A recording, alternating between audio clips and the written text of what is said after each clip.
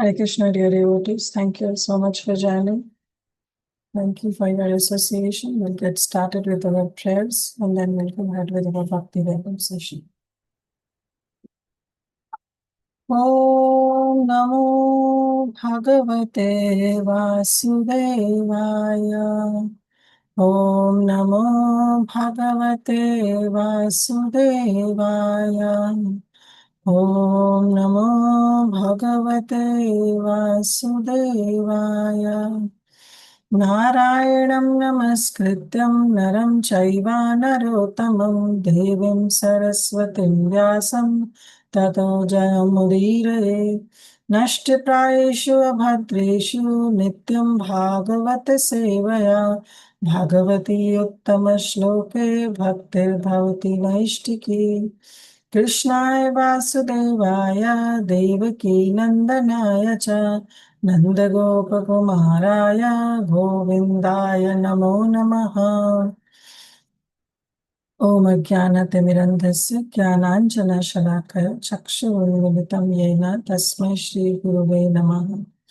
नमो विष्णुपदाय कृष्णप्रेष्ठाय भूतले श्रीमते भक्तिवेदान्तस्वामिनिति नामिने नमस्ते सारस्वते देवे गौरवाणी प्रचारिणे निर्विशेषशून्यवादी पाश्चात्यदेशतारिणे जय श्री कृष्ण चैतन्य प्रभु नित्यानंद श्री अद्वैत गदाधर शिवासादि गौर भक्तवृंद हरे कृष्ण कृष्ण कृष्ण हरे हरे हरे राम राम राम हरे हरे वाञ्छाकल्पतरुभ्यश्च कृपा सिन्धुभ्येव च पतितानां पावनेभ्यो वैष्णवेभ्यो नमो नमः।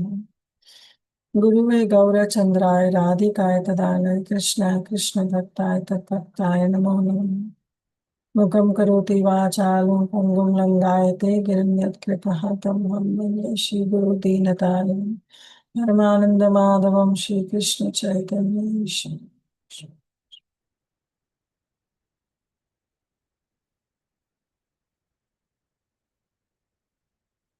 Hare Krishna.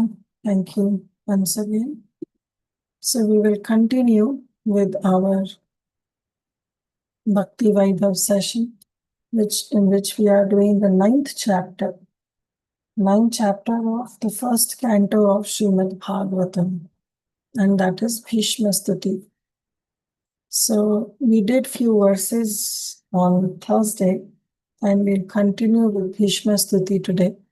And Krishna willing, we'll try to end only Bhishma Stuti, not this chapter. This chapter will be concluded on Thursday, which will be the last session for this unit. So let me share my screen. So we saw, we'll quickly revise the verses that we did, Bhishma Stuti, the prayers of Bhishma Dev that we did. We'll quickly revise through, and then we'll go ahead with today's verses. So we saw that how Bhishma Dev was lying on the bed of arrows, and Yudhishthir Maharaj, along with other Pandavas, Krishna, all other different sages, renowned sages, they all assembled together in Kurukshetra, where Bhishma Dev was lying. Bhishma Dev greeted them very well, and Yudhishthir Maharaj was despondent and was thinking that this whole massacre happened because of him. So he thought that he will incur a lot of sinful reactions. To that, Bhishma Dev replied that it is all because of inevitable time. Back and forth conversation went through. Finally, Bhishma Dev instructed Yudhishthir Maharaj on various dharmas, dharmartha, kama, moksha. He explained about dana dharma, raja dharma, moksha dharma, stri dharma, and he also explained about Bhagavad dharma. While he was explaining all this to Yudhishthir Maharaj, the auspicious moment arrived where the sun entered the northern hemisphere, which is also known as Uttarayana. As soon as Bhishma Dev realized that Uttarayana has arrived, this auspicious moment has arrived, He withdrew his senses from all other objects. He stopped explaining what he was doing, and he took this opportunity of this auspicious moment in fixing his mind unto Lord Sri Krishna, because he thought now is the time where he can leave his body peacefully. Yudhishthira Maharaj was enthroned as an emperor, as a king rather, that time of Hastinapur. And so Bhishma Dev thought that his duty is been over, and Krishna is right in front of him. What else anybody wants? So he thought that this is a very auspicious moment where he can leave his body. So before leaving his body, he wanted to offer his final words, his final prayers unto Lord Sri Krishna. And that spans over 11 verses in the Srimad Bhagavatam, Canto 1, Chapter 9, verse 32 to 42. And in these final verses, Bhishma Dev offered his heartfelt prayers to Lord Sri Krishna. So these prayers, what he offered, are known as Bhishma Stuti. So we'll quickly go through these prayers, what we did. So first verse was Shri Bhishma Vacha. Iti materupakalpita vitrishna Bhagavati satvata pungave vibhumi Sasukham kvachid vihartum Prakritimupeyushiyat bhava pravaha. So I checked with His Grace Hari Parshad Prabhu also. So this entire Bhishma Stuti is in a different meter, and that meter is known as Pushpitagraha. And why it is known as Pushpitagraha? Pushpita means slightly developed, and Agra means the next line. So this is a special meter in which the first line and the third line has 12 syllables. And the second line and the fourth line has one extra, slightly developed next line. So one extra syllable, that is 13 syllables. So first and the third one has 12 syllables, second and the fourth one has 13 syllables. One syllable extra. Therefore, this meter itself is known as Pushpitagraha. That means slightly developed next line. So therefore, it's a special meter. And in this, Bhishmadev is praying, Iti Matir. Iti Matir means that he is praying that let my mind, and what he wants to say by mind, let my mind means the activities of my mind, the thinking, willing, and feeling, should be invested only in Krishna. It should be fixed in Krishna. So now, question comes that when you want to get fixed your mind in Krishna, do you still have any material desires? So he says, with Krishna, I'm free from all kind of material desires. My mind is free from all kind of material desires. Okay, Bhishmadev, you want to fix your mind with free from all material desires, but unto whom? Bhagavati Satvata Pungave, because unto Lord Bhagavan, who is the leader of devotees, who is the leader, who is the best. Vibhumni. Vibhumni means the best of Yadu dynasty or the Satvata dynasty. Why? And you are swasukham upagate. You are Atmaram. You are self-realized. You are self-happy. But still, sometimes, Pachid Vihartum, you sometimes appeared in this world. For what?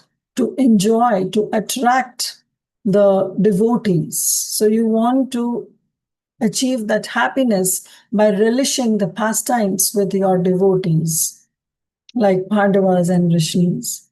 But this is your primary reason for your appearance. And your secondary appearance is Prakriti Mupayeshi Yad Bhava Prabha, that you appear in this world, you interact with Prakriti to for yad bhava pravaha, this bhava, this entire cycle, this samsara has to go on. To maintain the flow of this bhava, you also interact with yoga maya. So here Prakritim refers to yoga maya. So with his yoga maya shakti, Swambhavami Atma Maya, when he appears with his internal potency, he appears in this world. But to carry out the creation process of this world, also he interacts with yoga maya. And that yoga maya gets converted into Mahamaya, which interacts with Shambhu, and this entire creation takes place. So this is the secondary reason. This was the first verse. Second, he wants to glorify. So he said, Bhagavati Satvatam Bhungave Vibhumni, that I'm talking about that Supreme Lord who is the leader of that Satvata dynasty. He was very specific, but he wants to get more personal. Bhishmadev wants to get more personal. So he said the second verse. त्रिभुवनकमनं तमालवर्णं रविकरगौरवराम्बरं दधाने वपुरलककुलवृतानाब्जं विजयसखेरतिरस्तु may नवद्या.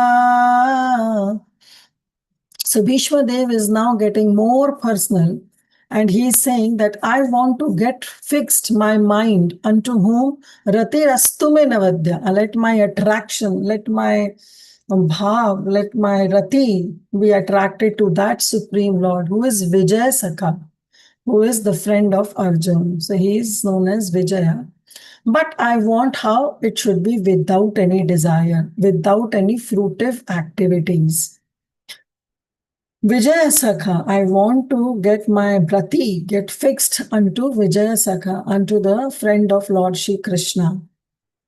Who is Lord Shri Krishna? Who is Tribhuvana Kamanam, who is being desired by this three planetary system, by Tribhuvana. He is the only desirable object in this Tribhuvana. Who is Tamala Varanam, who is bluish, whose hue, whose effulgence is bluish like Tamala tree. And his Dadhane, he wears on his body, Vapur. What he wears? Ravikara Gaura Varambaram. He wears the dress which is glittering. It's glittering and it's golden. And what kind of golden? Ravikara Gaura, like the rays of the sun. So Ravi Kara Gaura, the golden ray of the of sun. Ravi means sun. So he's wearing the dress which is golden like a ray of a sun. And here Srila Sridhar Swami mentions sun. Ravi means sun, but he wants to be very specific in his commentary, and he mentions that it's morning sun. The morning sun, which is very, very beautiful. After Brahma Muhurta, as soon as the sun rises, the first ray of sun, which is golden in color, that color is the glittering dress that Sri Krishna, Vijaya Sakha, he wears on his body. And Alaka Kulavrathan Abjam, and his Anand, his face, which is Abjam, which is like a lotus face, is covered by Alaka Kula, by the locks of beautiful black hairs. So let my mind get fixed unto that Supreme Personality of Godhead, Krishna, who is Vijaya Sakha. Next. Yudhitura Gaurajo Vidhumra Veshvak Kachalulita Shamavari Alankritasye Mama Nishita Share Vibhidhyamana Tvachi Vilasat Kavachestu Krishna Atma. So now he says, let my mind, Stu Krishna Atma, should be run towards Lord Shri Krishna. Let my mind be fixed on Lord Shri Krishna, who is enjoying, Vilasat, who is enjoying the pastimes with me. What kind of pastimes? He who is Alankritasya. Asya means face. whose face is ornamented, who is alankrit, who is ornamented by Shramavali. Shramavali means by the sweat that he is getting. Why he is getting that sweat? Because he is Mama Nishita Sharir Vidyamana, because he is protecting Arjuna from the sharp arrows that I am throwing. And not only that, my arrows are also piercing the armor, Tvachik Vilasat Kavach, the armor of Lord Shri Krishna. So my arrows are piercing the armor of Krishna, because of which the skin is getting pierced and therefore he is getting blood. So he's saying my sharp arrows are piercing Krishna. And so what is happening? His whole armor is getting pierced because of his skin is also getting pierced. And he is protecting not only himself from my arrows, but he's also protecting his dear devotee Arjuna. And because of which he's doing lot of work, lot of physical work, Shamavari. And because of that work, he's getting sweat. And that sweat is ornamenting Krishna's face. And then his hairs are they are scattered all over because of the speed with which he's drawing the chariot of Arjuna to protect him from the arrows of Bhishma Dev. And his locks of black hairs are now colored into ash color. Why? Because of the raj because of the dust that has been raised by Turago, by the horses in Yuddhi, in battlefield. So when Krishna was in Vrindavan, his face was also covered with the dust that has been raised by the hoofs of the cows. So Godhuli time, when Krishna would return with all his cows and calves back to Vrindavan. So there it's been explained that how his face, his hairs, everything will be covered by the dust of Vraj, the Vrajraj that has been raised by the hoofs of the cows. But here in the battlefield of Kurukshetra, his hairs are turned into ash color because of the dust that was raised by the horses in the battlefield. So this is the third verse that he is now explaining, that how he is attracted to Vijaya Sakha. He is attracted to Parthasarthi, where Krishna is a charioteer and he's running, he's protecting himself and he's protecting Arjuna. So Bhishma Dev wants to be very specific that he is so much attracted to that Veera Rasa. Though he is in Dasya Bhav, in servitude, his main principal rasa is Dasya, but in Dasya also, he is so much attracted to that Veera Rasa. Continuing in his next verse, he is explaining, Sapadi sakhi vacho nishamyamate nija parayor balayor ratham nivesha stitavati parase nikayurakshna ritavati partha sakhe ratir mamastu. So again, now he's saying, Parth Sakhe Ratir Mamastu. Let my mind be fixed on Parth Sakha, on the friend of Parth, who on the battlefield, Sapadi, who on the battlefield, taking the instructions of his friend, he brought the chariot in between, Madhya, in between the two armies, where Arjun wants to see his own army, Nija and Paraya, and the opposite army. He wants to imagine, he wants to measure the strength of both the armies before taking up fight. There, Krishna was standing with Arjun on the chariot, Sthitavati. He was there on that chariot in the middle of the two armies, and he was pointing out, see, Arjun, this is Drona, this is Bhishma, this is Karna, means definitely Karna was not there at that time. because he was not allowed. But he was pointing out to different personalities from the opposite side. And with that, what Bhishmadev is saying, Sthitavati para sainikur akshana, with his glance, with his akshana, with his beautiful glance, he was haratavati, haritavati. Hitravati means he was taking up their life affairs. So he was reducing the lifespan of all the personalities who were standing on the opposite side. And with that, what he was doing, he was bestowing his mercy on them. Why? Because reducing their lifespan means it's not that he wants only Arjuna to win the battle. Of course, with that, Arjun will definitely win the battle. But also, he was bestowing mercy on the opposite sides, even though they are from the enemy party. But Krishna is very, very merciful and is impartial. So he is bestowing, though he is taking off their life airs, but he was bestowing his special mercy by taking away their prarabdha karmas. So that has been explained by Vishwanath Chakravarti Thakur.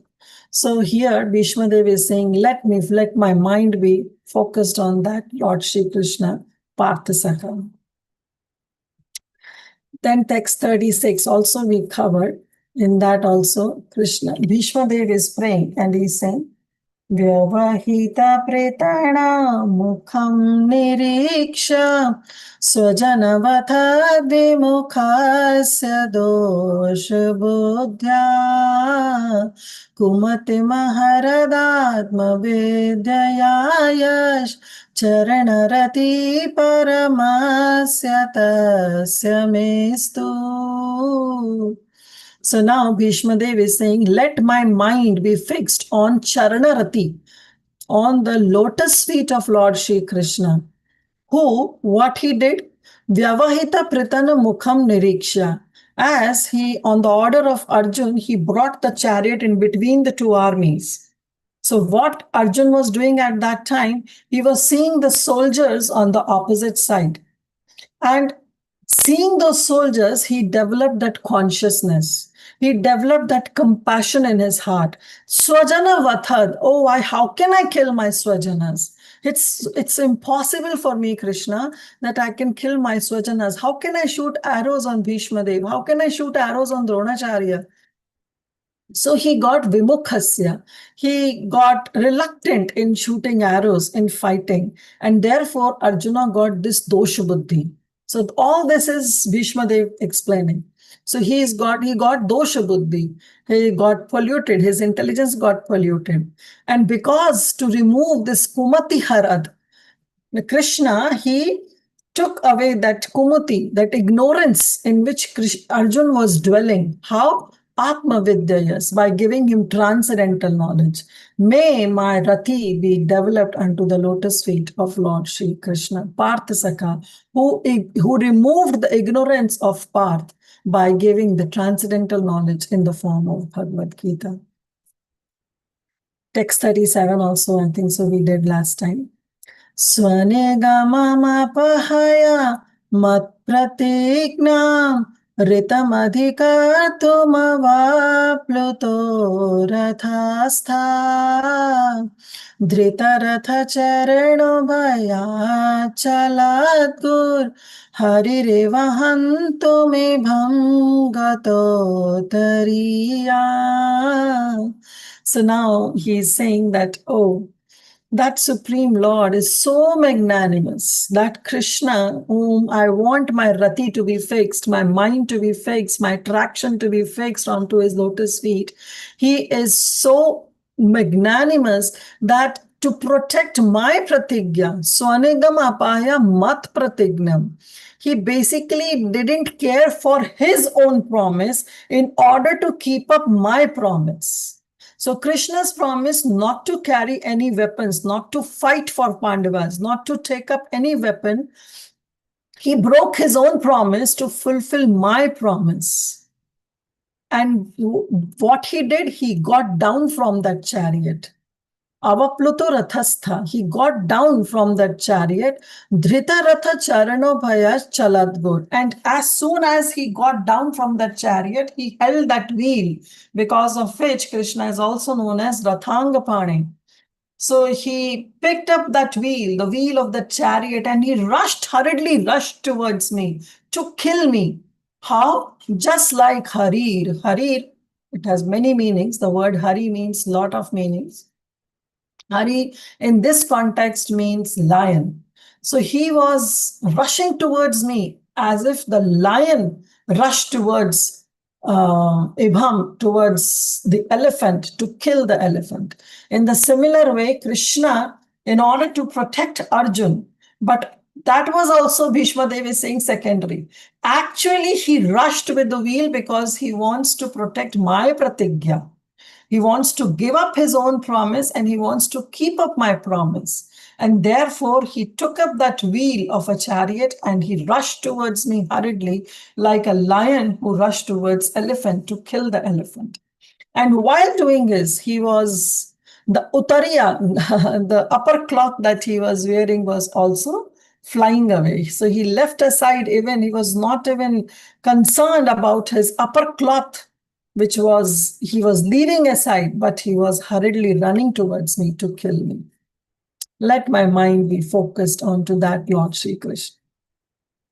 So we stopped there. We'll continue with text number 38. Why we did this? Because it is very important that these Bhishma Stuti, Kunti Stuti, just by seeing the verses, we should be able to analyze that what the verses are saying. So every word of that verse should be very, very clear to us what Bhishma Dev is trying to say or trying to pray or offer his words to Krishna. शीतविषखहतो विशीर्णदंशा शतजप्रप्लुताततायिनो मे प्रसभमभिससार मद्विधार्थं स भवतु मे भगवान् गतिर्मुकुन्दा. So now he is saying, Sa bhavatu.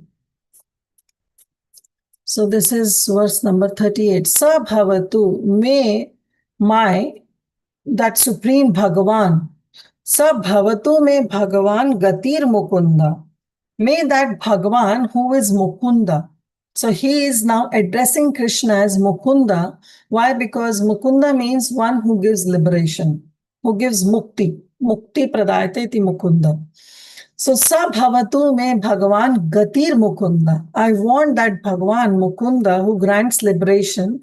I want that Supreme Personality of Godhead to be my gati, to be my destination. Okay. Then now he wants to get a more personal. Okay. To whom? So he says, Shita Vishakha Hato. Shita Vishakha Hato means that with my sharp arrows, Hato, when I was shooting those arrows, he was wounded with my sharp arrows. Vishirinadamsha. And then his shield with which he was protecting himself, that shield was also broken. It was scattered.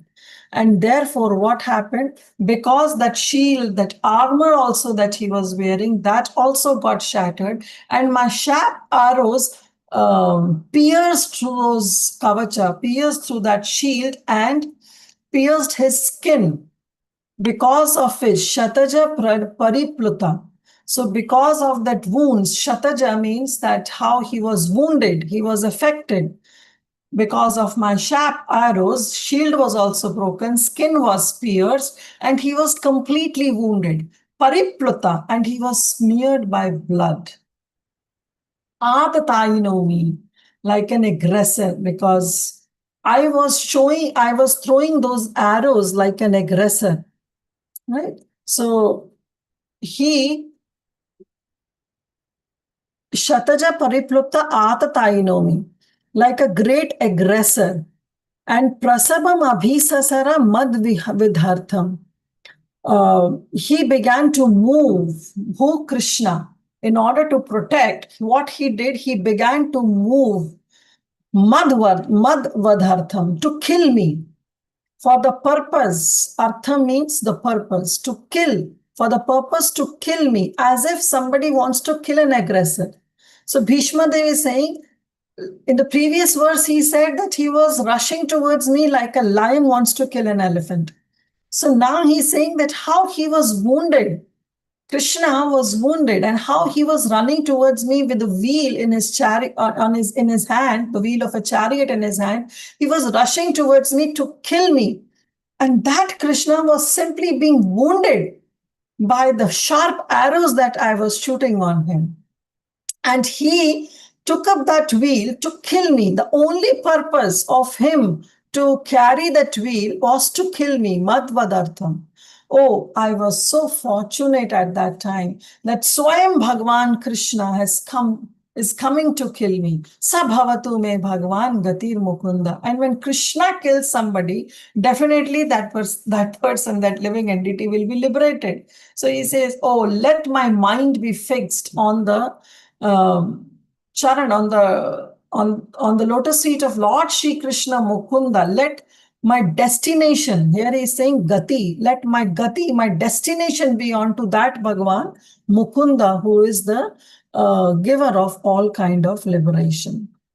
So how he was in a very angry mood, he was running towards me just to kill me. So this verse is in the continuation of the previous verse, where Bhishma Dev is seeing that how Lord Shri Krishna is running towards him like a lion wants to kill elephant. Similarly, that Krishna, who is completely wounded by my sharp arrows, is now running towards me to kill me, as if I am Atathaina, as if I'm his enemy. And now with great force, with how violently he is proceeding towards me to kill me. So he's saying, oh Krishna, let my only goal be you. My only goal be you, O Mukunda, who has been afflicted, who has been affected by this sharp arrows, because of which your shield is broken and your skin has been pierced and you are completely covered in blood. And thus you are rushing towards me as if I'm Atataina, I'm an aggressor and I'm your enemy, and you are running towards me to kill me. So this is the verse, what he said. Somebody can read the translation.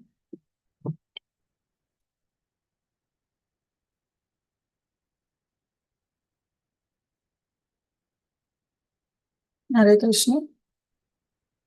Nobody wants. Yes, Divyanki Mataji, go ahead. May He, Lord Sri Krishna, the personality of Godhead, who awards salvation, be my ultimate destination.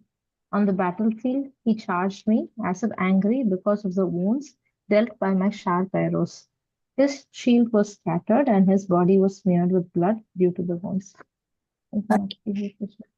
So, how Krishna's armor also got pierced, and because of the sharp arrows, and Bhishma Dev is saying, I fired those arrows to increase the anger in Krishna. So, with what happened after that? With force, prasabham, he protected Arjun and he came towards me. He rushed towards me with an intention that today I'm going to kill Bhishma with my own hands. So Bhishma Dev said that I was so fortunate. He was thinking that let my goal be only Mukunda who gives liberation. Now here, our Vishwanath Chakravarti Thakur is saying that how can I believe that Krishna, who is Satchidananda, whose body is Satchidananda, his body got pierced and the blood was oozing out. He got so wounded. So he says that it's very difficult to understand this. So he brought up another perspective. Vishwanath Chakravarti Thakur brings out another perspective in this regard, that why his body was covered with the blood, because Krishna's body is not the body that is made up of pus, stool, urine, or biles. It's not a body of weak conditioned living entities. So how come his body was covered with blood? So Vishwanath Chakravarti Thakur says that actually Krishna's body cannot be pierced because he's Satchidananda. His body was covered with the blood because as soon as he got down from the chariot, there a lot of warriors were slain and their body was covered with the blood. So as soon as Krishna jumped from that chariot, he touched the body of those slain warriors, because there was the river of blood. You can imagine this Mahabharat was not an ordinary war. There was the river of blood because of the slain warriors. And because Krishna jumped from the chariot onto that river of blood, so therefore that blood also got connected to Krishna's body, because of which his own body was also covered with the blood. So this is the perspective of another Acharya who cannot believe that how Krishna's body, which is Satchidananda, can ever be covered with blood. So last time also we gave this example at how our Nityananda Prabhu, also when he was hit by Madhai, at that time definitely there was no question of blood coming out, because his body is also Satchidananda. Right? But to invoke anger in Chaitanya Mahaprabhu, he wants that this blood should come out so that Chaitanya Mahaprabhu get this news that the blood is coming out from the forehead of Nityananda Prabhu, and because of which Mahaprabhu should come here, right here, so that he can give his mercy to Madhai and Jagai. So this is the transcendental pastime of the Supreme Lord as Nitai, and here as Shri Krishna, the Parth Sakha, whom Bhishma Dev was seeing him covered with the blood. So this is another perspective.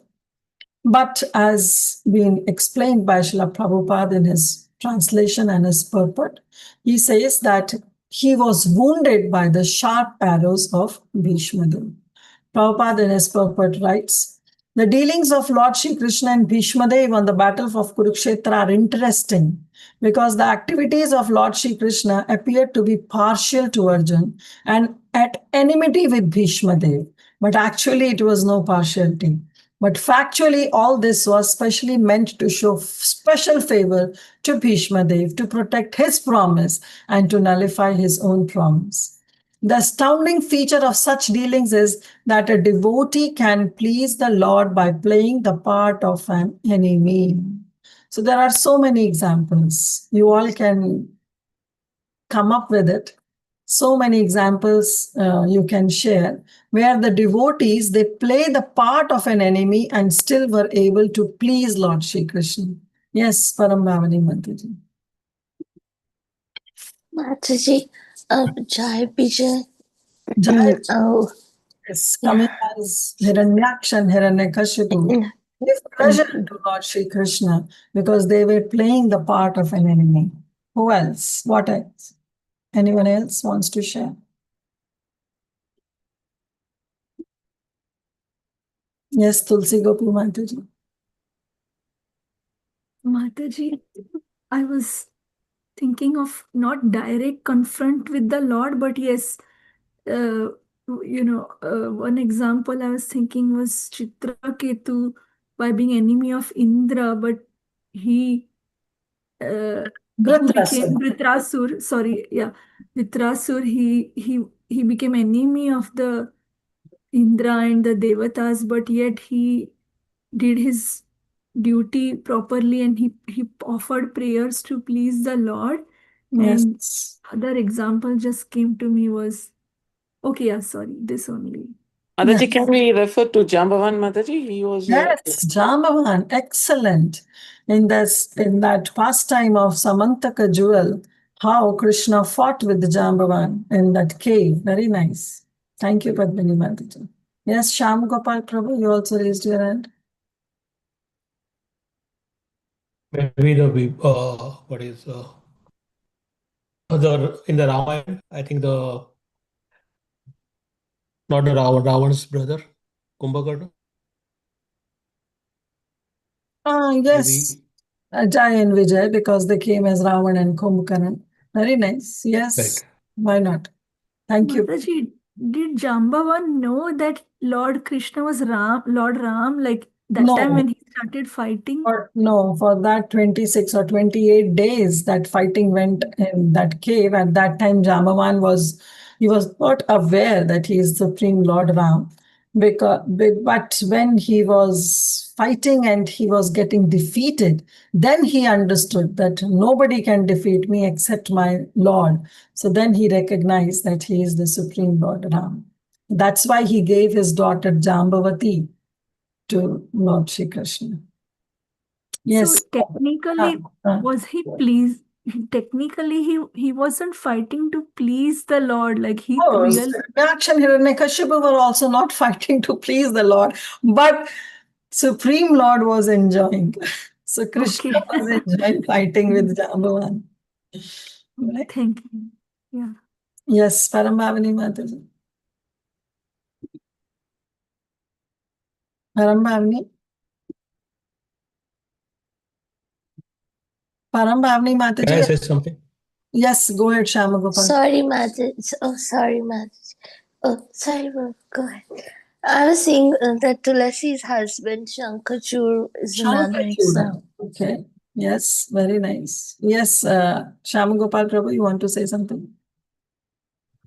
I think the Kumbhakarna did somehow had some intuition that the Ram is actually The is a Supreme. Krishna, right? Yeah, So he had some intuition. he got this intention that yes, he is the Supreme Lord. He tried to explain Ravan also, but finally he gave up because his brother wants him to fight. Yes, Satyam Right. Prabhu. Yeah. So there are different examples, Mataji. For example, I think Rukmini's Devi's brother Rukmini. Rukmini. Okay, he was killed by Balaram. But he was also fighting with like when We cannot say he was pleasing to the Lord. He simply fought, but finally he was killed by Balaram. okay. And one example is there was one personality, I forgot the name, like he used to look like Krishna, same. Poundraka. Yes, Poundraka. Thank you. And even like Lord Shiva, right? We had like not directly Krishna, but avatar of Krishna, like Narsimha avatar, and then like Lord Shiva and Narsimha had a like long fight. Not Lord Shiva. Lord Shiva actually fought with Krishna because there's a whole pastime in the 10th canto that how Krishna he attacked Banasur, and Banasur was a great devotee of Lord Shiva. So Lord Shiva fought for Banasur against Lord Shri Krishna, but finally he lost. We understood that he is the Supreme Lord. Okay, we saw many examples. Saudamini Mataji, you want to go ahead? Hare Krishna Mataji. Mataji, I had one question regarding this. Hmm. Like so in different examples, Jambavan, then Jai Vijay. So when they were fighting Mataji as Hiranyaksha, Hiranyakashipu, then they were not trying to please, but they were fighting in their spirit. Hmm. But the Lord was pleased. We saw that. So when Bhishmadevan was fighting, was piercing Krishna's body with his arrows, and when Krishna rushed towards Bhishmadev, they were also in an angry mood. So at that time, Mataji, was Bhishmadev conscious that he is the Lord and I am just fighting to please him? Yes. So he was in that consciousness. Yeah, Bhishmadev was very well conscious about this. That's why he took this vow that tomorrow I will make Krishna pick up the weapon. So not like Hiranyaksha and Hiranyakashipu, not like them. Not like that. Bhishmadev was very well conscious that he is the Supreme Lord Krishna. Because Bhishmadev saw, he will mention in the next verse, coming verse, he will say that how Supreme Lord Krishna, who got this Agra Puja in the Rajasuya Yagya of Yudhishthir Maharaj, he personally saw that how he is the Supreme Lord. Yes, So all the time, Mataji, he was conscious. Like when Krishna was also rushing towards Bhishmadev, he also, Bhagwan was also conscious, Mataji. Like he is always conscious, but sometimes we see Yogamaya Devi bewilders. So at that time, Krishna was also conscious, Mataji, that he is my devotee, I want to please him. Of course. That's what he says, right? In this, in the previous verse, mat pratignam. See? Swanigam apahaya mat pratignam. To protect my vow, Krishna took up this chariot wheel. So both were conscious. Yes. Okay, thank you so much. Okay, so Krishna, here he says the astounding feature of such dealings is that a devotee can please the Lord by playing the part of an enemy. But still, what our Rupa Goswami says, Anukulena Krishna Anushilanam. We should always be favorable, offer favorable service to Krishna. The Lord, being absolute, can accept service from his pure devotees even in the garb of an enemy. The Supreme Lord cannot have enemy. Can he have? No, he is Ajata Shatru, like Yudhishthira Maharaj. Nor can a so-called enemy harm him because he is Ajita, he is invincible, he is unconquerable. But still he takes pleasure when his pure devotee beats him like an enemy, and rebukes him from a superior position like Mother Yashoda. Although no one can be superior to the Lord, these are some of the transcendental reciprocatory feelings of the devotee with the Lord. And those who have no information of pure devotional service cannot penetrate into this mystery of such dealings. You can Yeah, take Prashad. sorry. Prabhu, Ajay Govind Prabhu, I have to meet you. So Bhishma Dev played the part of a valiant warrior, and he purposely pierced the body of the Lord so that to the common eyes it appeared that the Lord was wounded. So here Vishwanath Chakravarti Thakur says that actually he was not wounded by the arrows, but factually all this was to bewilder the non-devotees. The all spiritual body cannot be wounded, and a devotee cannot become the enemy of the Lord. Had it been so, Bhishma Dev would have not desired to have the very same Lord as the ultimate destination of his life. There was no need to come before Bhishma Dev with blood and wounds, but he did so because the warrior devotee wanted to see the transcendental beauty of the Lord decorated with that wounds. The Lord was so angry that Arjun checked him when he was moving towards Bhishma Dev, but in spite of Arjun's checking, he proceeded towards Bhishma Dev as a lover goes to a lover without caring for any hindrances. See how Prabhupada is writing in his purport, this loving exchange between Krishna and Bhishma.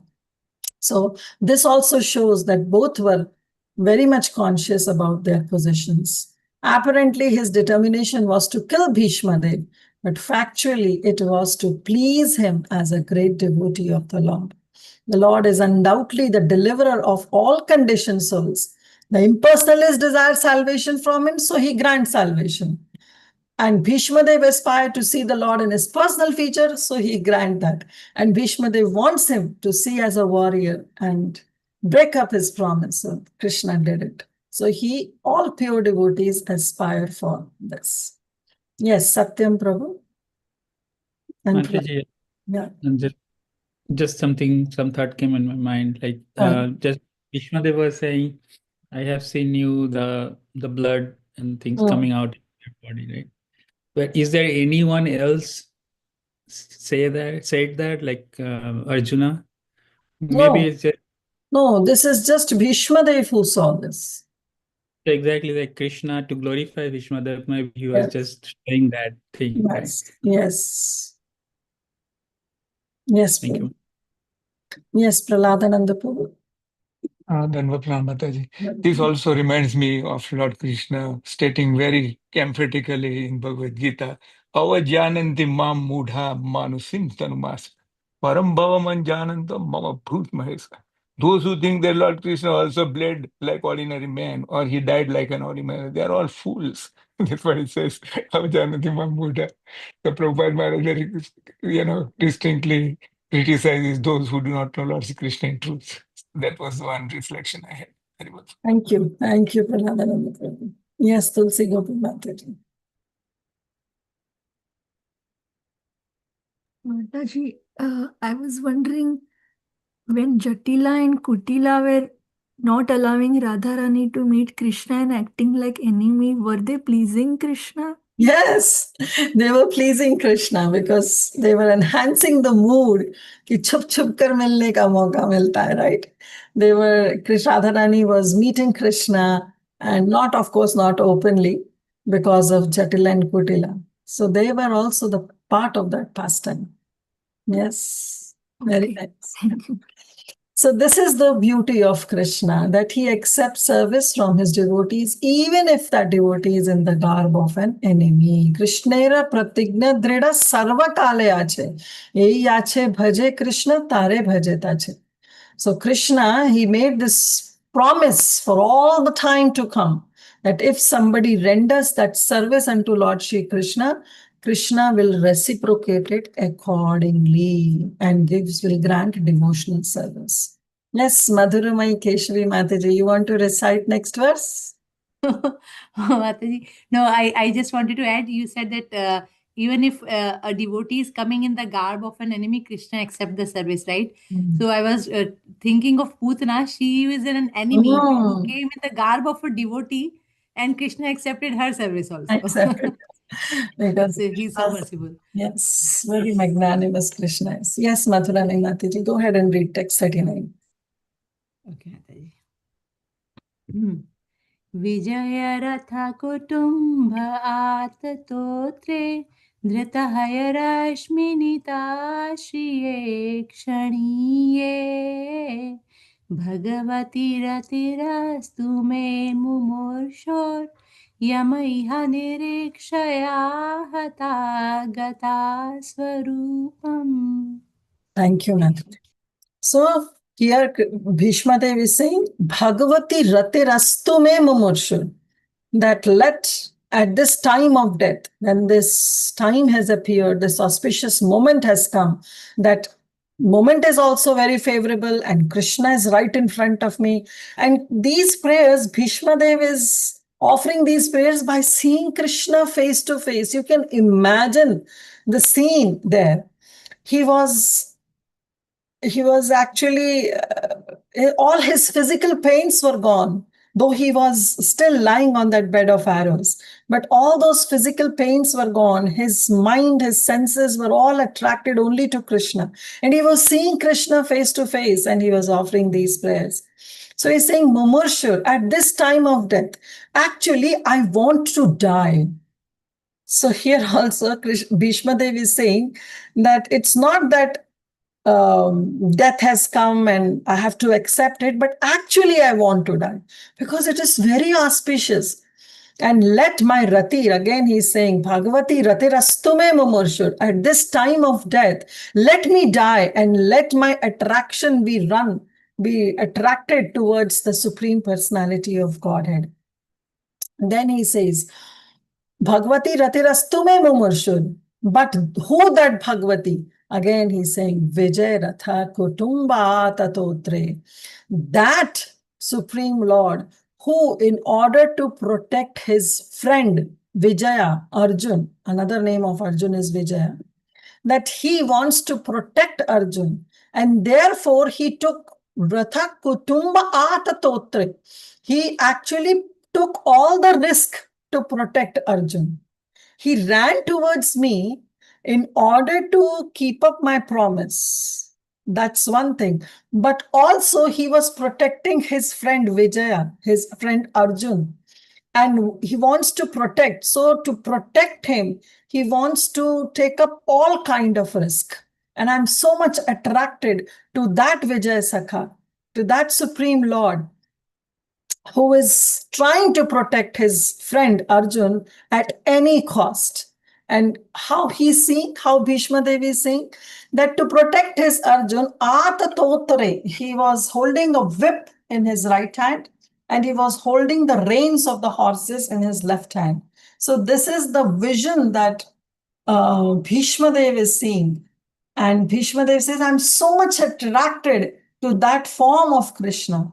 This scene also you must have seen. It's a famous painting that on the chariot where the 5 white horses are there and Krishna is there and Arjun is behind him. And he is holding a whip on his right hand and the reins of the horses. Dhritahaya Rashmini Takshri Ekshane.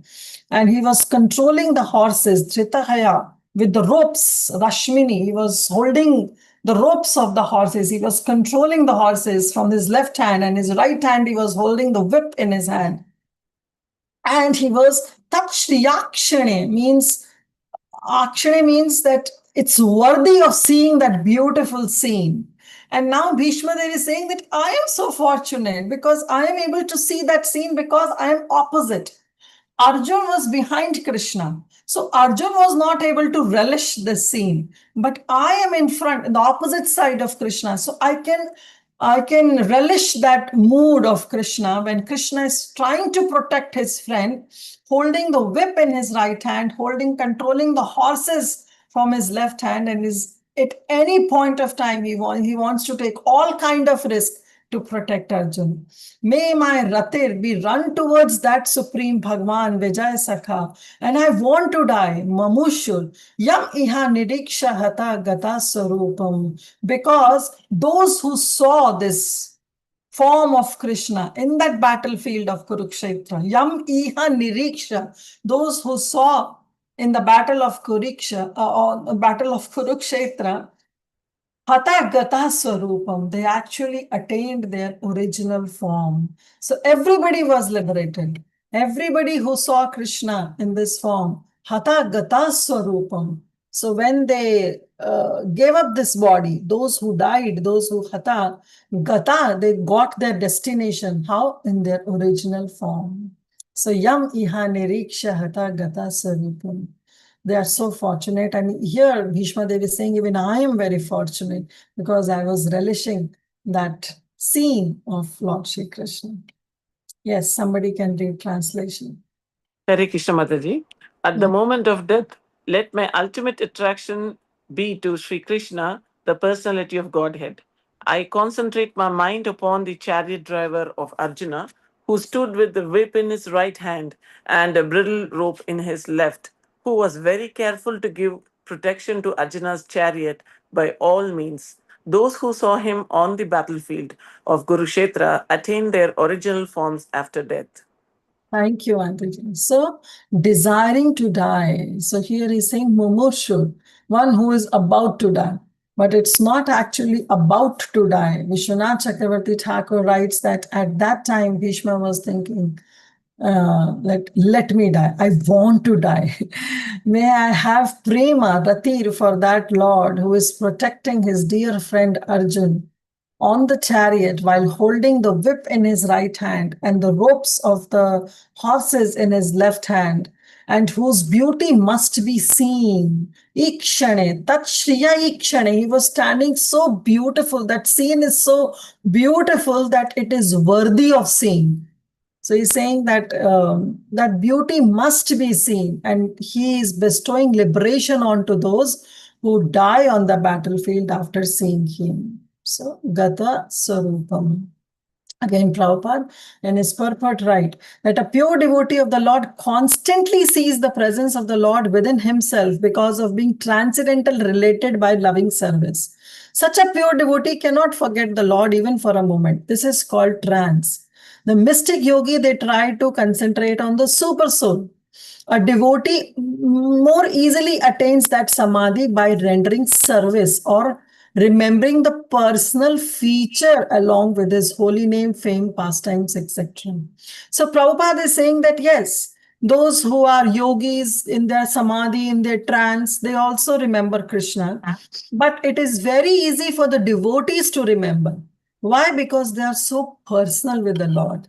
So being attracted to the personal feature of the Lord, the devotees can meditate on the form of the Lord, on the pastimes of the Lord, instead of focusing their mind in some voidism, in some shunyavad. Okay, so he's saying that it's very easy for the devotee. Therefore, the concentration of the mystic yogi and that of the devotee, they are not on the same level. The concentration of the mystic yogi is mechanical. Why? The concentration of a pure devotee is out of spontaneous love and affection. Bhishmadev was a pure devotee, and as a military marshal, he constantly remembered the battlefield feature of the Lord as Parthasarthi, the chariot driver of Arjuna. Therefore, the Lord's pastimes as Parthasarthi is also eternal. So this is the point that Bhishma Dev wants to bring forward, that how Krishna's pastimes, they are eternal. So that means Krishna being a Parthasarthi is also the eternal form of that Supreme Lord. See, in Vaikuntha, we have many Vaikunthas, right? You all know this. That in Vaikuntha, where Lord Narayan is supreme, he's being worshipped, we have lot of small Vaikunthas in Vaikuntha. Like we have Matsya Loka, we have Nashinga Loka, we have Varha Loka.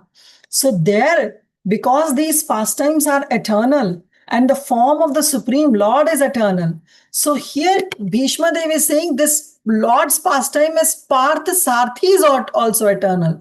That means in Vaikuntha there is Parthasarthi Loka also.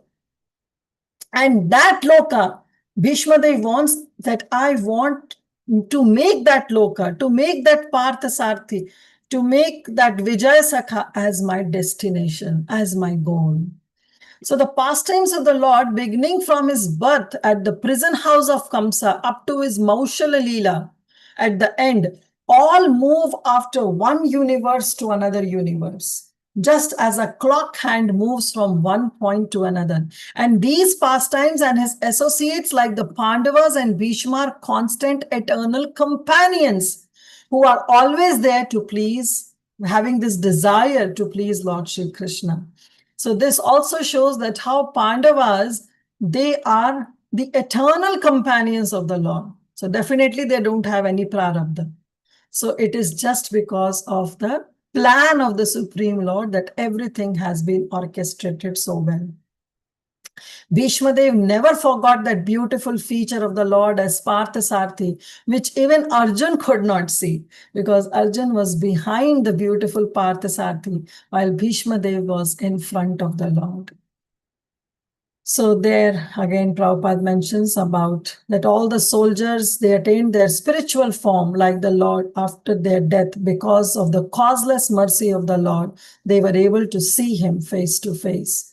The material forms of the conditioned souls are all foreign dresses. While the conditioned souls become liberated from the clutches of material energy, he attains that original form.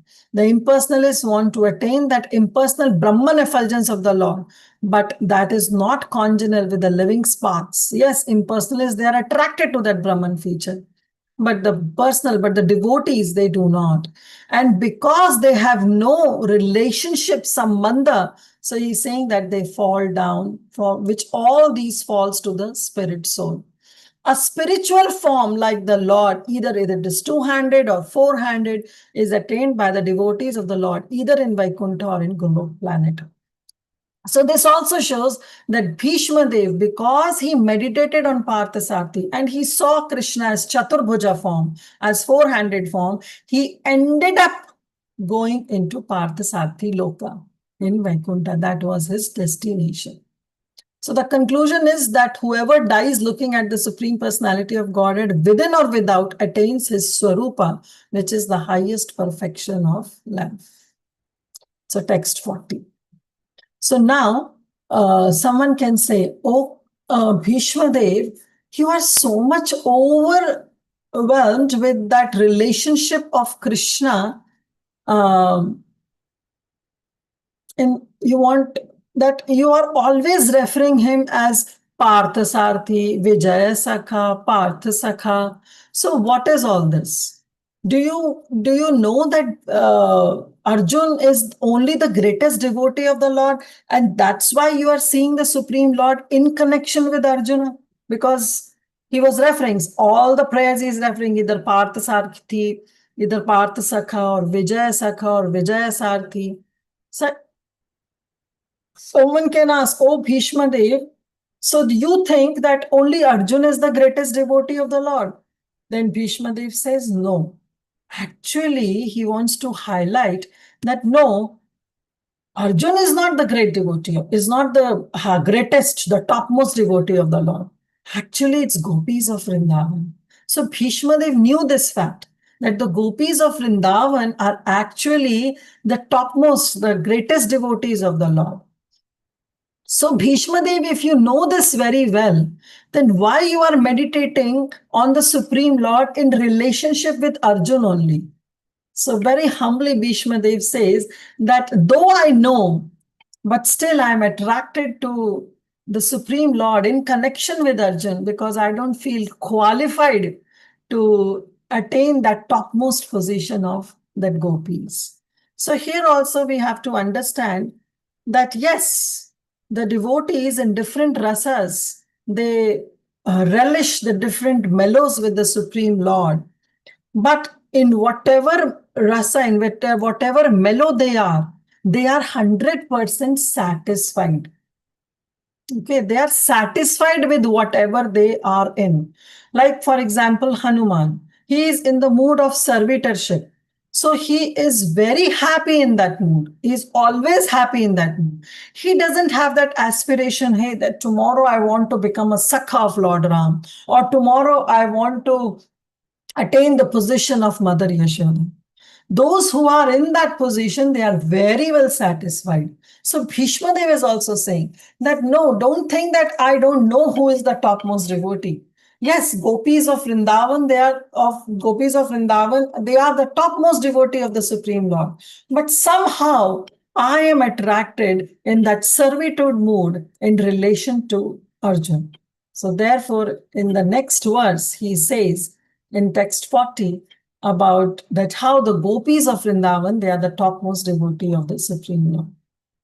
Lalita gati vilasa valguhasa pranaya nirikshana kalpito rumana kritamanu kritavatya unmadanda Prakriti Magan Kilayasya Gopavadva. So now he's saying Lalita Gati Vilasa Valguhasa. So Lalita means very, very attractive. And Gati means his movements. So he's saying the movements are very, very attractive. Krishna's movements is very, very attractive. And his Vilasa, his pastimes are also very attractive. Valguhasa and Krishna's sweet smile is also very, very attractive. And that Supreme Lord who has actually taken over the gopis, Pranaya Nirikshana Kalpitoruma, that Supreme Lord is highly glorified by the loving devotees of the Supreme Lord, that is the gopis of Vrindavan. So he says, Yasya Gopavadva means like the gopis of Vrindavan, they are Pranaya Nirikshanam Kalpitorutama. They are highly glorifying Krishna because of the loving exchanges they have with Krishna. That to an extent that Kritam Anukritavatya Unmadanda, that Kritam Anukritavatya, the activities, the Kritam, the activities of the Supreme Lord, these gopis are Anukritavya. They are imitating the mood, they are imitating or they are copying the pastimes of the Lord Shri Krishna. Why? Why they are copying? So this context actually comes during Rasa Leela time. So we know that how Krishna, he played his flute and he invited all the gopis in the middle of the night, in the middle of the forest to enjoy that Rasa Leela pastimes. And all these gopis came.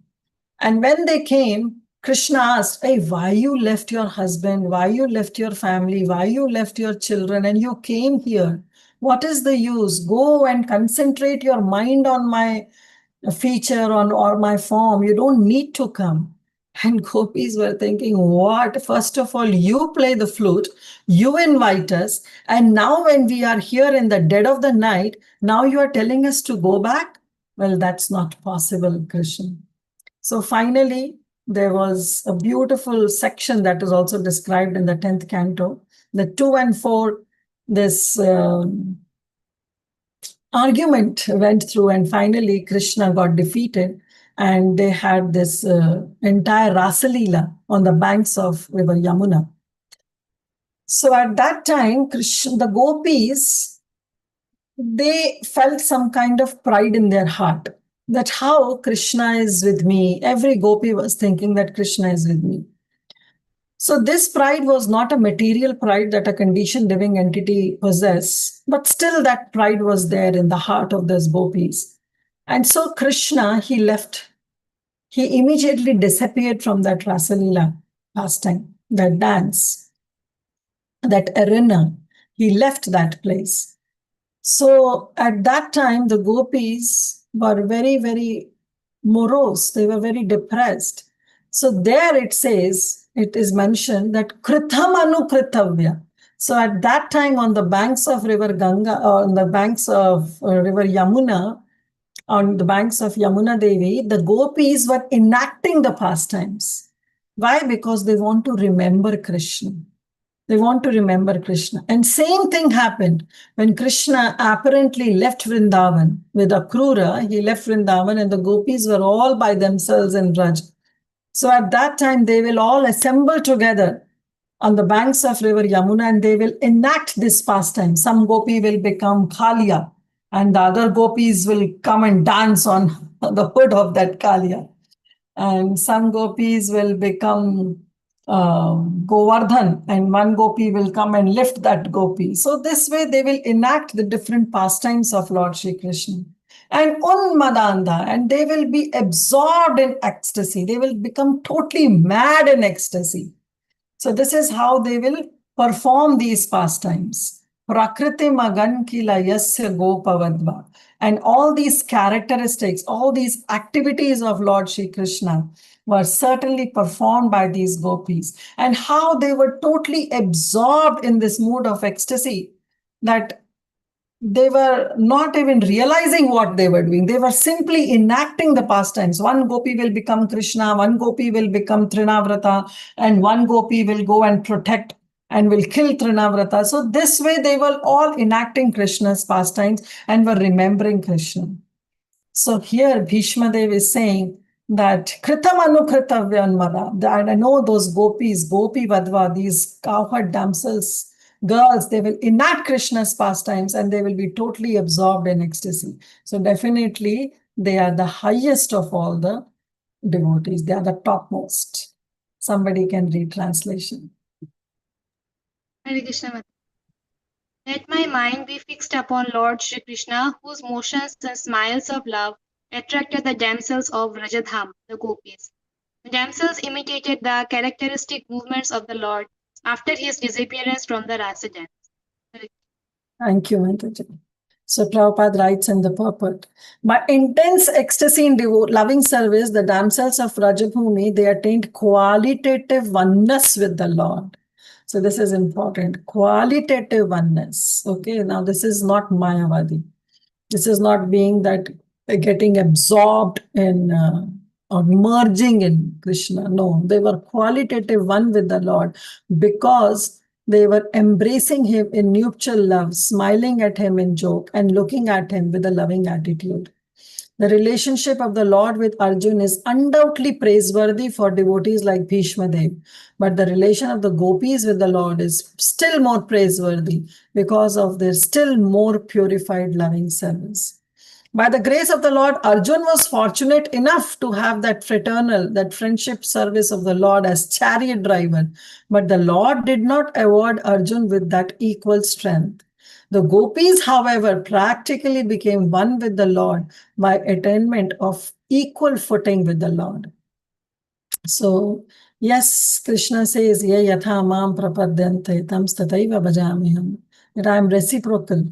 But when it comes to gopis, Krishna says, Na parayaham. I am totally in debt of all the love of the gopis. I am an indebtor. I cannot repay the love that the gopis have. Mataji, one doubt, Mataji. Can we equate Gopas to Arjuna? Because Gopas are not as much glorified as Gopis. And they were also more in the servitude to Lord. So Arjuna... We cannot equate that. Why? Because the Gopas, I'll tell you why. The Gopas are still on the very high platform in Sakhya Bhav as that of Arjun. Because in the Nalakuvera pastimes, if you see, Nalakuvera and Manigrava pastime, these two trees, when they were knocked down by Krishna in Damodar Leela, these two personalities, they appeared from these two trees and they were offering prayers to Krishna. Gopas saw this, but still they don't want to believe that their Lord, that their Sakha is the Supreme Lord. Again in the Govardhan Leela, after that pastime, Indra came along with Surabhi cow and all other demigods. They came and he performed that Abhishek of the Supreme Lord, because of which that today Govind Kund is there, and he gave the name Govinda. All these cowherd boys, they saw this, but still they don't want to believe that their Supreme Lord, their Sakha is the Supreme Lord. So that means that their bhav as Sakha was so condensed that there was not even a tinge of Aishwarya added to it. Okay, they were still thinking that, oh, he's my Sakha, he's my friend. Hoga Bhagwan kahi ka, but for me, he's my Sakha, he's my friend, he's not the Lord. But that was not the case of Arjun. As soon as Arjun saw that universal form, immediately that Aishwarya was mixed. Immediately he realized that no, my Sakha, whom I was thinking that he is my chariot driver and he is my friend, is actually the Supreme Personality of Godhead. So he offered his praise, Param Bhavam, Param Dhama, right, in 10th chapter of Bhagavad Gita. So Arjun's mood as Sakha is not equal to the mood of the Sakhas of Vrindavan, like Subal or Madhumangal or Sridham, because there was no tinge of Aishwarya Bhav. Even though Krishna tried to show his Aishwaryata, but still they were not influenced by the Aishwaryata. Whereas Arjun, who was outside of Vrindavan, got this Aishwaryata. Oh, thank you, Mataji. Very nice. The gopis, however, practically became one with the Lord. Okay, the Lord is satisfied more with his pure devotees are glorified. And therefore, Bhishma Dev has not only glorified the acts of Arjun, the immediate object of attraction, but has remembered the gopis also, because the Lord is very much satisfied when his devotees are glorified. Text 41.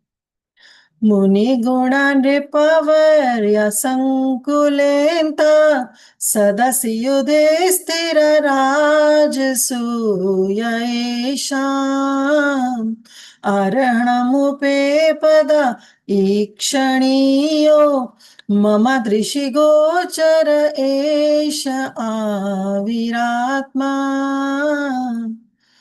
So, Divyangi Mataji, I saw your raised hand, but it's only 15 minutes left. I want to finish these two words. Sure, Mataji. Yes, Mataji, I can wait till the end. Thank you, Mataji. So now Yudhishthir Maharaj is remembering. He is remembering what? He is remembering the Rajasuya Yajna of Yudhishthir Maharaj, what he did. So he's saying Muni Gana, Nripavarya. At that time, a lot of great learned sages were present. Great kings were present. So he is mentioning, Bhishma Dev is saying that I know that the gopis are highest, but I don't feel qualified. Therefore, he's coming back to Krishna's pastimes, with which he wants to relish the mood. So he's saying, oh, I want to meditate on that Krishna's Rajasuya pastimes, where the great learned sages, Muni Gana and Nripavarya, the best of all the kings, were gathered together in that assembly where Yudhishthir Maharaj performed his Rajasuya ceremony. He performed the sacrifice, Rajasuya sacrifice. And there were so many, Arhanamupeda Ikshaniyo. I myself saw that how there were so many great personalities present, but at that time, in front of my eyes, Krishna Arhamupepeda means Krishna was given this highest class of worship. His Agra Puja happened. I saw that Krishna was given this Agra Puja. He received that worship. Mama Drishi Gochara Ever Esha Aviratma. And I saw, mama means I, in front of my sight, Drishi Gochara. I saw this entire pastime happened, that how Krishna received this Agra Puja. I remembered this incident very well, Drishi Gochara. Why? Because it happened in front of my eyes. So it is very fond in my memory. So I am so much relished by that mood of Krishna receiving that Agra Puja. Eshiraviratma. So let that Lord of my life be personally present in front of my eyes. So here again, Bhishma Dev is going back to Krishna's pastime, where Krishna got this opportunity not opportunity, actually, he is only worthy of getting that Agra Puja performed. So Bhishma Dev is going back to that pastime. So yes, he mentioned about the gopis, but then he says that I'm not qualified to enter into that pastime. So I'm again attracted to my Vijay Sakha, to my Krishna, who is the friend of Arjuna. Somebody can read translation.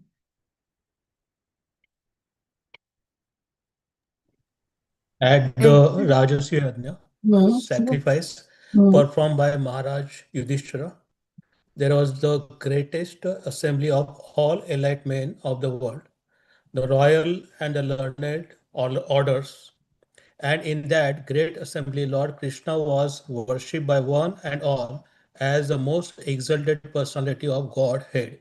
This happened during my presence, and I remembered the incident in order to keep my mind upon the Lord. Hare Krishna. Thank you, Prabhuji. So Bhishma Devi is saying, Drishti Gocharam, this happened during my presence. I was witness of that entire pastime, and I remember this incident so well. So therefore, let my mind be on to that Supreme Personality of God. So Prabhupada, in the first paragraph, he explains what is the Rajasuya Yajna and how it was performed by Yudhishthir Maharaj. So then he says, so in that great assembly, Lord Krishna was the cynosure of neighboring isles. Cynosure means that he was the center of attraction. Everyone wanted to see Lord Krishna, and everyone wanted to pay his humble respects to the Lord. Bhishma Dev remembered this and was very glad that his worshipable Lord was present before him in his actual presence. So Bhishma Dev, Prabhupada is writing about that, how in Bhagavad Gita 12.5, Krishna says that those who meditate upon my impersonal feature of the Supreme is very difficult. It is practically no meditation. It is simply a waste of time, because very seldom is the desired result obtained. The moment that samadhi is broken, everything comes down to zero. But that doesn't happen for those who approach the Supreme Lord with the mood of servitorship, with the mood of service, or remembering Krishna's form, pastimes, and his Rupa Guna Leela. So the Lord is indifferent from his transcendental activities. It is in the connection with the battlefield of, it is indicated in this sloka also that Lord Shri Krishna, while actually present before human society, especially in connection with the battle of Kurukshetra, was accepted as the great personality of the time, although he might have not recognized as the Supreme Personality of Godhead. The propaganda was that a great man is worshipped as God after his death. It is misleading, because a man after his death cannot be made into God, nor can the personality of Godhead be a human being. Why? Because even when he is personally present, both ideas are misconceptions. The idea of anthropomorphism cannot be applicable in the case of Lord Shri Krishna. So the idea of anthropomorphism means that we cannot attribute the human traits and feelings onto Lord Shri Krishna. He is the Supreme God. He is the Ishwar Tattva. And we Jivas are the Jivas. We cannot become Ishwaras. And the Supreme Lord is never a conditioned living entity. So that's what Bhishma Dev is praying. Now comes the last verse, that is the end of Bhishma Stuti. In his last prayer, what he wants to say. Tamimamahamajam sharira bhajam hridhi hridhi deshthitam atma kalpitanam प्रतिदृशमेवानैकाधार्कमेकं समाधिगतोऽस्मि विधुता भेदमोहा. So now he is saying tam imam ajam aham ajam sharira bhajam. So he is saying samadhi gato. Last line we see samadhi gato. Now let my samadhi, let me go into trance, let me remember that Supreme Lord Shri Krishna. Tam Imam, that Supreme Krishna, that Supreme Lord Krishna, who is Imam, who is present here, right in front of me. He is Aham. Aham means in front of me. He's present right in front of me. I'm seeing him face to face. And he is Ajam, he is unborn. And he has appeared, Sharira Bhajam, for the conditioned souls only. To give some kind of upliftment or influence the conditioned souls. Though he is Ajam, he is unborn, but still he takes birth and he is right now present in front of my eyes.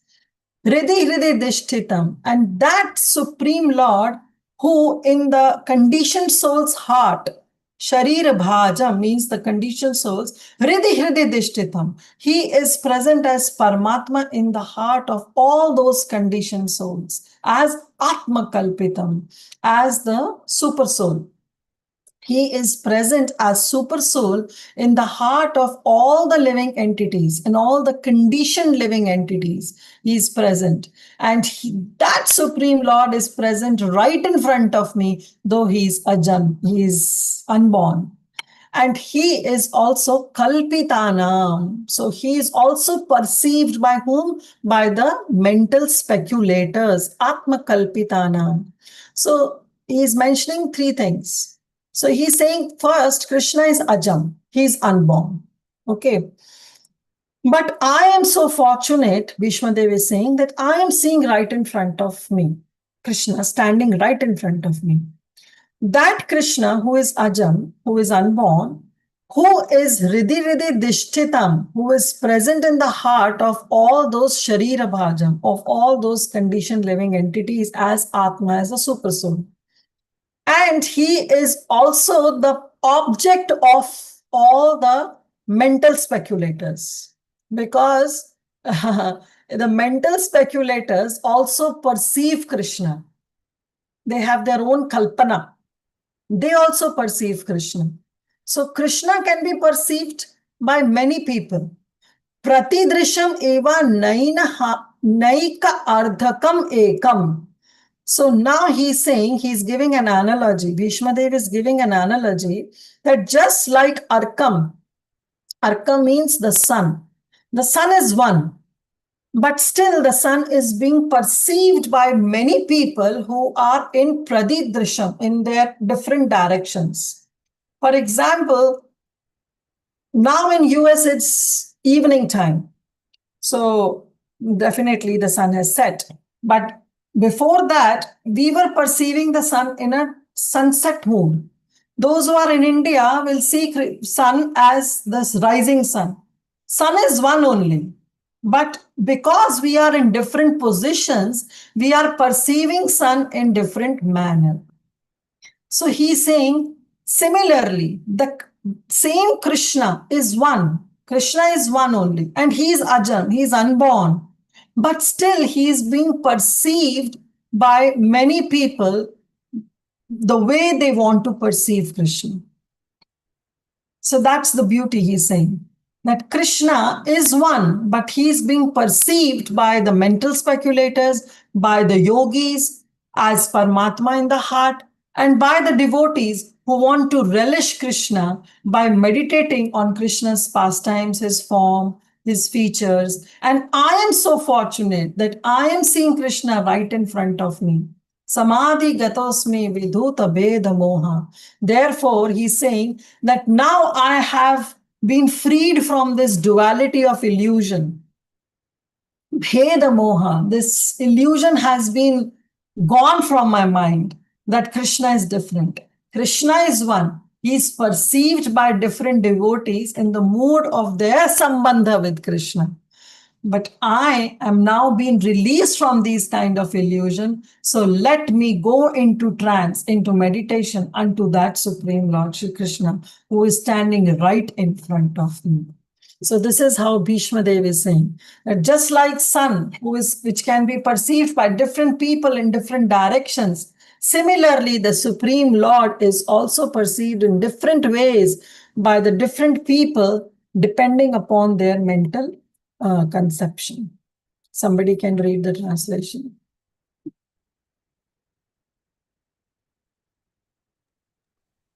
Now I can meditate with Hare Krishna Mother. Go ahead.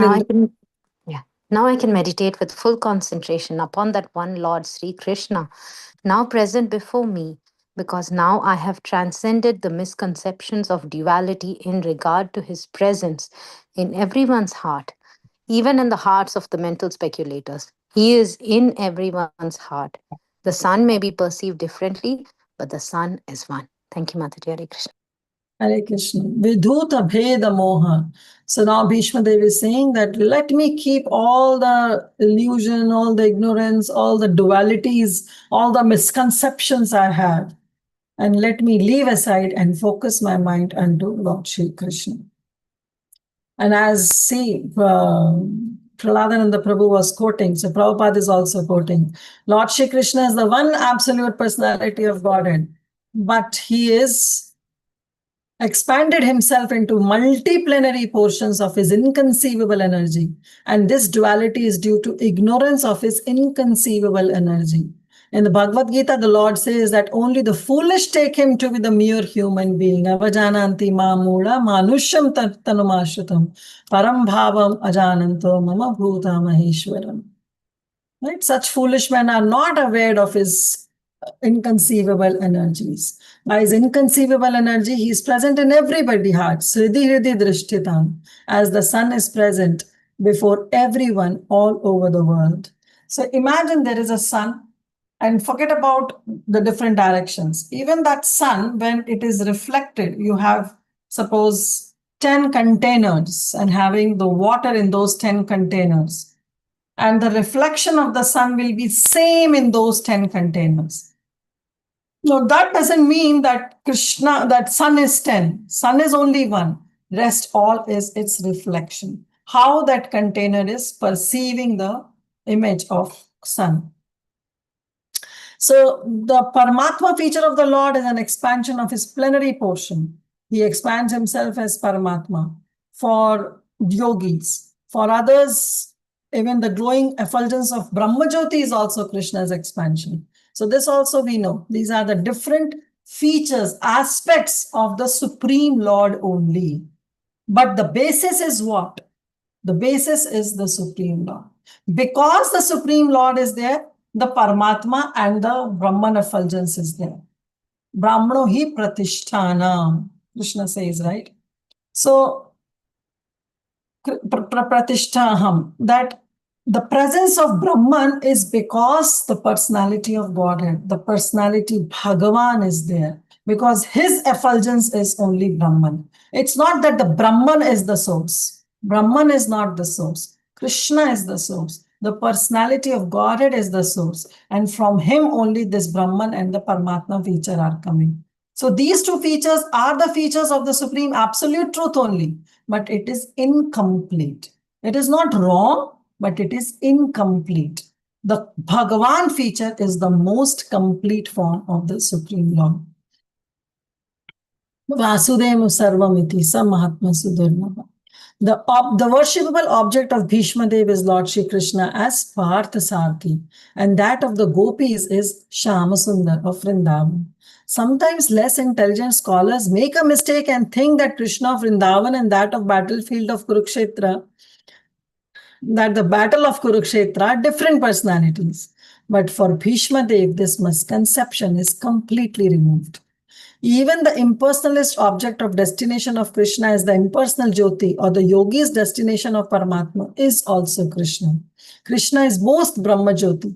Krishna is the localized Paramatma. Krishna is the Parthasarthi of Bhishma Dev. Krishna is the Shyamasundar of the gopis of Vrindavan. And Krishna is Lala for Mother Yashoda.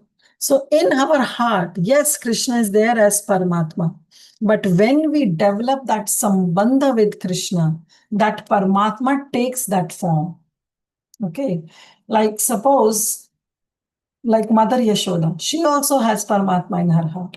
But that Paramatma, because of her intense love, has taken the mood, has taken the love of Mother Yashoda, and that Paramatma has manifested in the form of a Gopal because of her Vatsalya Prema.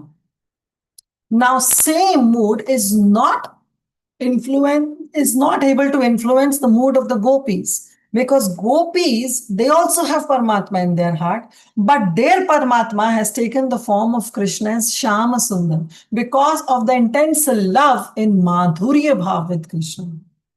So we all have Paramatma in our heart, but that Paramatma takes the form, manifest in the mood that the devotee have that sambandha with Krishna. So this is the point that Bhishma Dev is saying. So great Mahatmas like Bhishma Dev realized all these different features of Lord Shri Krishna. Krishna is one. Whether you see it in the Lala form, whether you see it in the Shamasundar form, or whether you see it in the Parthasarthi form, Krishna is one, but he is being perceived differently by the mood of his different devotees. And therefore they worship Lord Krishna, knowing him as the origin of all features. So we end here Bhishma Stuti. From text 43 onwards, we will continue on Thursday. Our Grace Preeti Vilasni Mataji will take over and she will finish this entire chapter. And with this chapter, we also finish the first unit. So before I take up question and answers, I just want to say that after this first unit, we'll have a break. Then the last week of August, we will not have a class, so you can prepare. And from first week, from September 1st to September 7th, the dashboard will be open for your closed book exam. So you can take as per your convenience, but be true to yourself. Krishna as Paramatma is watching you. Don't cheat. Try not to cheat. And be true to yourself and complete your closed book exam. Complete your shloka recitation also. Regarding open book exam, I've seen that there are 5 questions that are there in open book. And those 5 questions, out of those 5, you have to attempt only 3. Now, there it has been mentioned that your open book exam or your open book answer should be between 1000 to 1100 words. So even if you don't write 1000 words, 700 to 800 words, that is also enough. But definitely don't exceed more than 1100 words. Don't exceed, because it will be very hard for those assessors who will be checking your open book, because they cannot read pages after pages for so many devotees. It's really not possible. So be concise in your answers, be to the point. Don't write your own personal stories here and there, because your live examples are being asked in those questions. You can share some, but don't write your own stories. Stick to Prabhupada's purport, because it's an open book exam. You can definitely see. So out of those 5, you have to attempt only 3. But otherwise, I'm telling you that out of 5, 3 questions are from this first 9 chapters that we have completed. The rest 2 questions are from the rest of the chapters. So it's up to you. You can, because if you want to choose the answer which you want to write from the next upcoming chapters, then you can wait. So your open book assignment is due when your entire first canto is over. But closed book exam is there after this unit, that is after this chapter 9, Bhishma Stuti. And from 10 to 19 will be the second unit. So what you have to focus is on your closed book exam and your test 2. I know test 1 shloka have already been submitted. Those who have not submitted, kindly submit that too. And test 2 shlokas, please try to memorize and submit as soon as possible.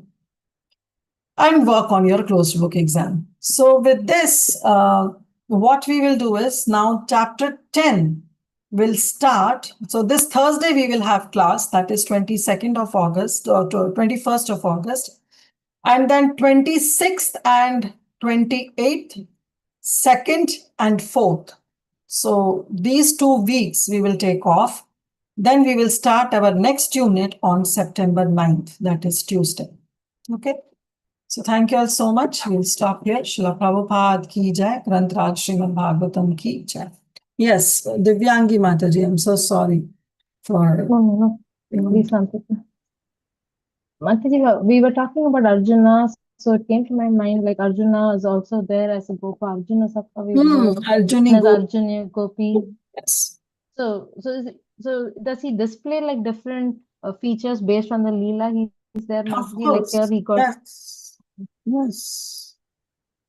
Arjun is different from Arjuna Gopi, though he comes as Arjuna Gopi in Vrindavan, but still they are two different, like Rupa Manjari and we have Rupa Goswami.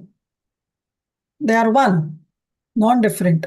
But when they come in their different form, they have their different leelas. Rupa Manjari is the Manjari in Nikunja, and Rupa Goswami is in Navadvip, the intimate associate of Chaitanya Mahaprabhu.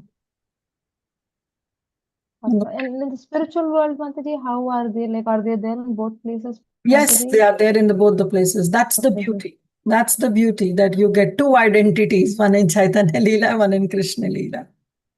Okay. Thank you, Mataji. Thank you. Okay, so anyone else has any questions, any additions? Yes, Tulsi Gopi Mataji. Mataji, I was wondering, the characteristics of the soul is that it's indivisible and all that. So I don't know if it's because it's inconceivable, but yeah, it's inconceivable. How a soul can be present differently in the same time and when they are in their spiritual form, and how they can be doing one thing in one. That's the beauty. That's the beauty of the spiritual world. That's inconceivable. We cannot conceive with our material things, with our material identities. We cannot understand all this. So this is inconceivable. But yes, they do have different forms. Even the two personalities come, like we have this Ramananda Rai, who is also Vishakha Sakhi, but also Arjun. Right? So even the two personalities, they come in one form. So all this is inconceivable. Mataji, I just remembered I was reading how Ramchandra Puri in Chaitanya Charitamrit, in Gaur Ganodesh Deepika, it's mentioned that he's a combination of Jatila and Vibhishan, and I was like surprised how these two different personalities can come as Ramchandra Puri, the disciple of Madhavendra Puri, and irritate him in the last days, and how he could find faults. And so I think like it was explained that Vibhishan was very austere. So that aspect was there in Ramchandra Puri, to be very austere and therefore, and then the Jatila form came to find faults. And so he could himself be austere like Vibhishan, and therefore see why is Mahaprabhu eating so much. So it was so amazing that how apparently two contradictory personalities can come in one and do this Leela and be I guess, example to displease the Guru, and so inconceivable how we have to learn from. You yourself are saying, you're giving such an apt example of this, that how this is inconceivable. Yes, that's why it says it's achintya. Thank you. Yes, Praladananda Prabhu. Mataji, I just wanted to remind all of us that, Board of Examination does not encourage this something known as plagiarism. I just posted in the chat box that what it means. Thank because you. that one is considered as an offense there. Yes. Verbatim plagiarism is the act of directly copying someone else's text and presenting. So definitely we'll not encourage that. And so try to avoid. Anyway, now we have disabled that copy paste option in your test. You will not be able to copy paste. but also try to avoid this verbatim plagiarism. Verbatim means copying as it is from Prabhupada's purport. Try or Prabhupada's translation. Don't do that. Explain it in your own words, what you have understood in open book as well as in closed. So try to do that. Thank you, Praladananda Prabhu, for pointing out. Yes, Sindhulekha Mataji. Hare Krishna Mataji, Dhanapranam. Thank you for covering all of the beautiful verses of Bhishma Dev's prayers. Mataji, my quick question was on Parthasarathi Loka. You talked about that existing in Vaikuntha planet. And I was just wondering, how can, in all the Vaikuntha Lokas, Lord is the supreme. And how is it that here the Lord is subservient like a charioteer to Partha in his world? That's Bhakta Tushtiti Madhava, because that devotional service pleases Krishna. So he is supreme in that Parthasarthi Loka also, but he is seen as a charioteer of Arjun. It's not that there Arjun becomes supreme and he becomes... It's not like, and Vaikuntha is the place where there is no sorrow, but there's no fighting or anything. It is just this form. Okay, got it, Mataji. This form. Yes, where Krishna is supreme. Right, okay, yes. Thank you so much, Mataji. The next one is actually what we didn't do. Sutta Goswami will say that how Bhishma Dev, he merged into Krishna. He uses this word, merged into Krishna. But actually, Vishwanath Chakravarti Thakur brings up this point. In the next verse, Preeti Vilasini Mataji will cover that actually it's not the physical merging like impersonalist. It is like he so absorbed in the mood of that Parthasarthi that he wants to go to that loka. So when it says merging, because Sukdev Goswami mentions and Sutta Goswami addresses this point, so impersonalists think that, oh, he got into Brahmajyoti because he merged. But actually he didn't get Brahmajyoti, he got his eternal form in Parthasarthi Loka. Parthasarthi Loka. Yes.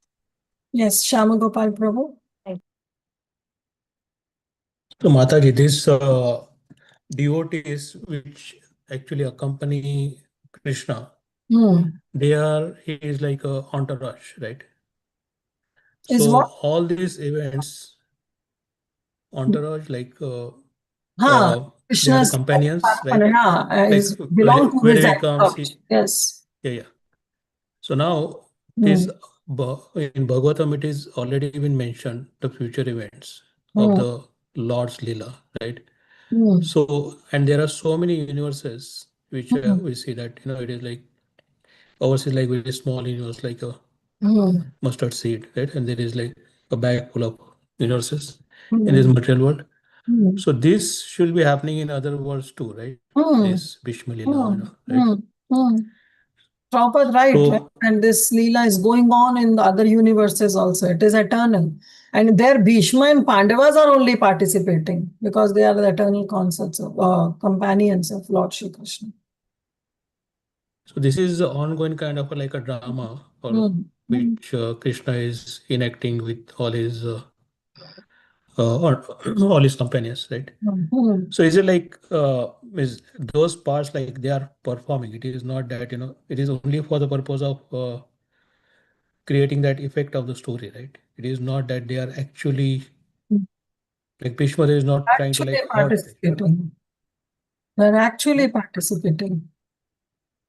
Yeah, actually participating. The form. So when they are actually participating, this is what is training period, Prabhu. This is what is training period. Prabhupada mentions this, that once, even when we leave this body, immediately we don't go to Vaikuntha or Goloka, depending upon the sambandha that we have. Immediately we don't go. We go to these different universes where Krishna's pastimes are happening, and we get to participate in those pastimes. We get trained up in those pastimes, and then we go to that spiritual world. Immediately we don't go. So all these universes where these leelas of Krishna are happening, they are giving this Baddha Jiva an opportunity to participate, get trained up before going to the spiritual world. So we are also maybe companion in future in case Yeah, in case we are so pure to like. we become purified, then to get trained up, we will get this opportunity to participate in one of those leelas, in one of those universes where Krishna is performing. And then once we are trained up, then we are transported to the spiritual world. First, that training. Then what is then what is this moksha? Moksha is different than this participating leelas because that is much lower than purified soul, right? Moksha is that you are liberated from this cycle of birth and death. Mukti, you are liberated. So either you get into Brahma Jyoti, you get merged into Brahma Jyoti. So, but devotees, they don't aspire for that. They are okay not to get moksha and to participate in those leelas, get trained up, and then finally go to the spiritual world. So that's why it is one of the characteristics you must have studied in Bhakti Rasamrita Sindhu, that one of the characteristics of this pure devotional service is moksha laghu kakrit, that even the moksha becomes insignificant for the devotees. They don't aspire for this. Yeah, I got it now. Thank you, Mati. So there was a difference between why not moksha and what exactly we want. Now this makes it very clear. Thank you. Thank you, Prabhu. Yes, Tulsi Gopi Mataji. Mataji, when a Jivatma is going to act in the life pastimes with the Lord in a material universe, at that time, is there a risk that they fall down again and not go? 100%. There is a risk. 100% there is. That's why it's a training thing, na? When you are getting training sessions in your corporate world, what happens? If you fail, you fail.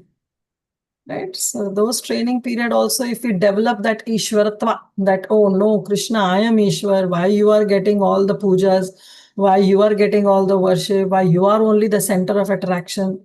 If even there we get this, we'll come back. So training, but it has been explained by Prabhupada that it's not likely to happen because you get to participate only in that Leela once you are purified. But the chance of coming back and risking yourself by considering yourself as supreme is, of course, there. It is there. So, in this example where Ramchandra Puri in Gaur Leela, he displeased his guru. So, as Jatila, let's say she was pleasing Krishna by doing this, apparently acting like the enemy and seeing faults in Krishna. But if she is acting, coming as this, and in Krishna Leela she pleased Krishna, but in Gaur Leela it appears that they displeased his Guru Madhavendra Puri and therefore lost the mercy of Lord Chaitanya. He started fighting faults and all the devotees wanted him to go away. So what happened at the end? Like, does he risk by like not going back home, or what happens? There is no mention about in Chaitanya Bhagavat or Chaitanya Leela or Chaitanya Charitamrita that what happened to Ramachandra Puri at that time. But the point is that he is also an eternal associate of Krishna only, because he's Jatila, he's giving pleasure to Krishna to enhance his pastimes with Srimati Radharani. So we have to understand that as a Ramachandra Puri also, Krishna is using as an instrument to teach all of us that how this Guru Aparad can take us to. That once we offend a Vaishnava or our spiritual master, we try to find faults even in Krishna. So again, Shri Krishna Chaitanya Prabhu, Priya Bhakta Dware, Annena Diya Shiksha Prakrita Hitare, that he gives this Shiksha to all others, how to be and how not to be. So through all these devotees like Ramachandra Puri or Ramachandra Khan, who was also one of the personality mentioned in Chaitanya Leela, and through him also Krishna is explaining, Mahaprabhu is explaining that how you don't have to be, not to be. But of course they are participating in Krishna's Leela, in Chaitanya Mahaprabhu's Leela, so they are definitely the eternal associates of Mahaprabhu only. That's how we have to understand. So we Okay. don't have to get that kutil buddhi towards all of them. Okay, Ramachandra Puri was the direct disciple of Madhavendra Puri. Yes, So Mataji. definitely it's not something very easily we can get it. To be a disciple of Madhavendra Puri is something of a very high class. So he offended his guru, and we have to understand that Krishna wants to teach us, Mahaprabhu wants to teach this lesson, that what our destination could be if we offend a spiritual master. Wow, yes, Mataji, because if he was at the stage of associating with Krishna, and in the end he says, just meditate on Brahman, then it's like such a low this thinking from being a personal worshipper of the personal form versus now becoming glorifying impersonal. So it's just There only this Chaitanya Mahaprabhu mentions, right? Mayavadi bhashya shune hoy sarvanash. Because he was associating with Mayavadis, his buddhi also got turned into that impersonalism. So Mahaprabhu tells us that better not to associate, not to hear Mayavadis. Okay. thank you, Mataji. Okay. Thank you, dear devotees. So we'll stop here. And Thursday we'll try to conclude the chapter. And please be ready with your shlokas and with your close book. Okay. So we'll stop. Vancha kalpatarubhascha kripa sindhu